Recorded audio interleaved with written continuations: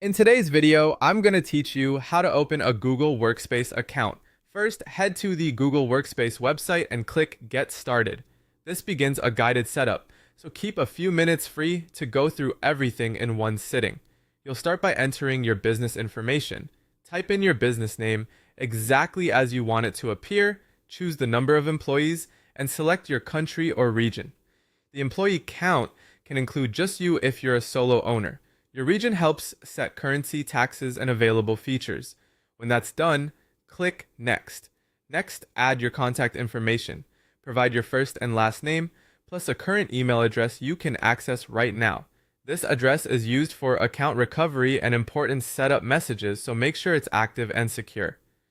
Now choose a domain. You can use a domain you already own or buy a new one during setup.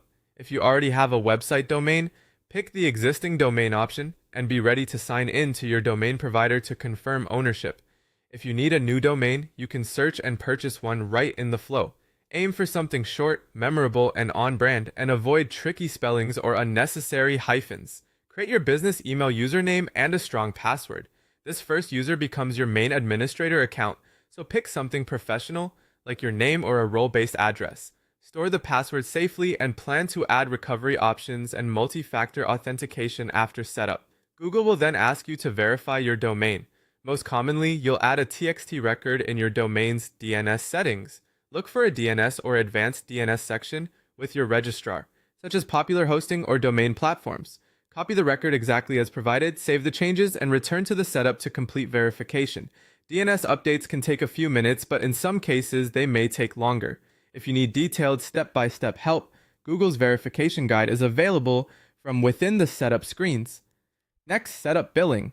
Add a credit or debit card and your billing details. Google Workspace typically offers a free trial and options for monthly or annual plans. Review the features you need, like storage or meeting capacity, and note your trial end date so service isn't interrupted.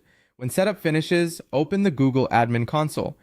From here, you can add users, manage email, control security, and handle billing. As you explore, you may be prompted to finalize email routing by updating MX records and to enable two-step verification for added protection.